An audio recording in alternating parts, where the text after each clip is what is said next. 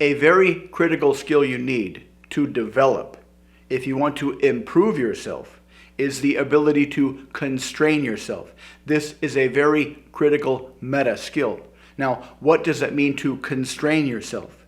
Most people allow their behaviors and their thinking and their actions to expand to the levels of constraint imposed upon them by the world, which isn't much. Most people sleep late enough to just barely get to work on time. And when most people do go to work, they do the bare minimum job to not get fired. When people get paid, they spend all their money until all the money's gone. Most people today don't have anything saved for retirement. When people eat, they don't constrain the kind of food they eat, they don't constrain when they eat, and they don't constrain themselves by what they eat. This is normal. This is natural. This is how we evolved. We evolved to be driven by irresistible instincts. For example, our hunger instinct in the past, whoever had the strongest hunger instinct was much more likely to find food and therefore survived compared to somebody who had a weaker hunger instinct. The same goes for our sexual urges, our desire to rise the hierarchy, and our desire to think of what you could do to improve yourself, to perform better, to provide more value to the tribe so you would get higher social status in exchange.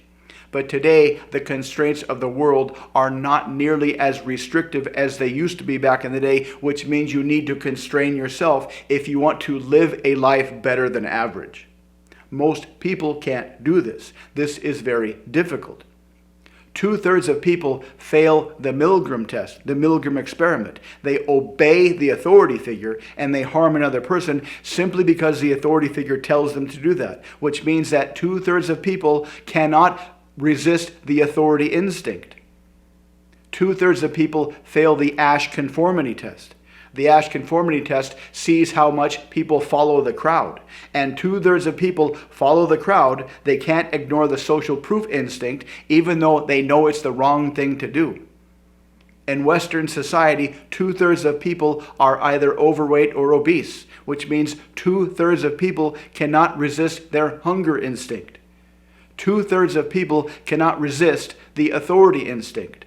2/3 of people cannot resist the social proof instinct. 2/3 of people cannot resist their hunger instinct. This means it's very difficult to constrain yourself.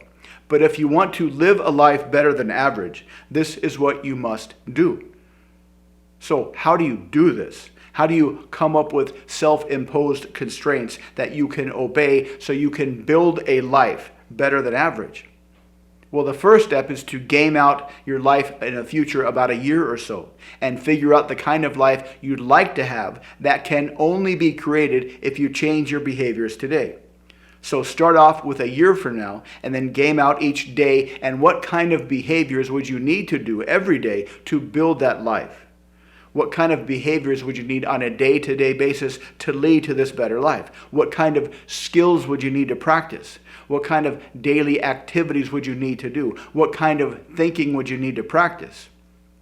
And then put yourself into two different reference frames, the authority reference frame and the day-to-day liver reference frame, or the higher self reference frame and the day-to-day living reference frame. And at the end of every day, give yourself a list of tasks for the next day as the higher person, as the higher best self. And then in the morning, look at your list and be obedient to this list. Be obedient to the list given to you by your higher self. And over time, this will start to feel like a list of things to do given to you by an external source, which will make it easier for you to live your life within these tighter constraints. When you constrain yourself like this, it won't be easy, but it will create a better life. One can constrain yourself if you start slowly enough. Maybe you can imagine now the kind of life you can build if you do decide now to constrain yourself. Because you've done things like this before, you already have a set of memories in your brain of what this looks like, of what this feels like. So you're essentially just replicating what you already know that you can do. Living a life of self-constraint is better than the alternative. The more you constrain yourself, the easier it gets. I'm not recommending that you go out tomorrow and start off like gangbusters, because then you'll burn out. But if you go slowly, if you build momentum, if you build a momentum of self-constraint, your life can get better and better. And this will lead to much more creativity, because right now, if you have lived a life of very relatively little constraint, what you imagine doing in a year from now will be a certain amount. But once you start to constrain yourself, and once you start to see the results of what you can get by your daily behaviors, this future life will get bigger and bigger and bigger.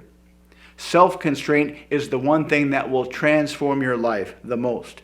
Few behavioral techniques are as powerful as the idea of imposing your own constraints on yourself and ditching the mediocrity demanding constraints imposed upon you by the world. Let everybody else live an average life. If you want to live a better life, embrace the idea of constraining yourself. Once you begin to see results, once you begin to feel results of the self-constraint model, you will start to constrain yourself tighter and tighter, because you'll have a real a built-in anchor of doing things today to build a much better life in the future. And this is essentially a flip from what most people live. People that live constraints imposed by society. They do things that feel good today, but it creates a crappy future. On the other hand, if you constrain yourself, if you build in a habit of self-discipline, you'll do things today that aren't necessarily pleasant in and of themselves, but you will be building a much, much better future. So think about this. Give yourself a list of tasks every night, and then obey those tasks as if they came from a higher source, which is true. The more you practice this model, the more you understand this model, the more you live this model, the more chances you have of building a life that is much better than average. Let me know what you think in the comments. If you'd like to learn more about how to improve your life, check out the links below. Thank you for watching. Please like and subscribe, and I'll see you next time.